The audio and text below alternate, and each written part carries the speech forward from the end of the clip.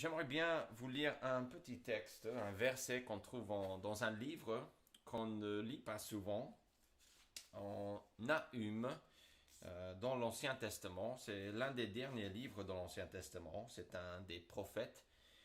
Et en chapitre 1 et verset 7, on trouve ce message de Dieu. L'Éternel est bon, il est un refuge au jour de la détresse. Il connaît ceux qui se confient en lui. Et je trouve que c'est un très bon verset. Pourquoi? Évidemment, on parle de Dieu, qu'il est bon, et nous savons que Dieu est bon. Mais c'est vrai qu'on peut avoir des moments où on oublie ça, ou au moins on passe par des moments où on peut douter que Dieu est bon. Parce qu'on voit des choses autour de nous, et on se dit, si Dieu est bon, pourquoi est-ce que j'ai tous ces problèmes dans ma vie ou pourquoi est-ce que je vois ces problèmes dans le monde? Et c'est une très bonne question, c'est une question que beaucoup de gens se posent. Je pense même en ce moment, évidemment avec le virus et le problème qu'on a avec la santé, mais il est un refuge au jour de la détresse.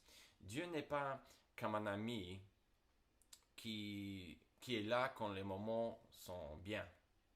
Quand tout va bien, il n'est pas un ami qui est là tout simplement quand tout va bien. C'est ça que je veux dire. Mais il est là pendant nos moments de détresse. Et je pense que c'est pendant les moments de difficulté qu'on peut voir qui est vraiment notre ami.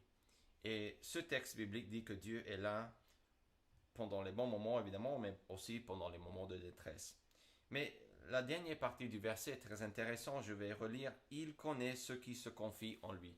Dieu connaît si nous sommes fidèles à lui ou pas.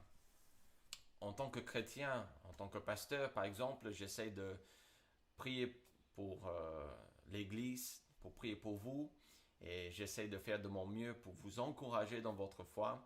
Mais seulement Dieu sait les gens qui font confiance en lui. Et ça, c'est un encouragement pour moi parce que parfois, je pense que si je ne fais ça, peut-être la personne ne va pas vouloir venir à l'église ou faire une autre chose. Mais c'est rassurant pour moi en tant que pasteur de savoir que nous avons un Père céleste qui prend soin de nous et qui est là pour nous.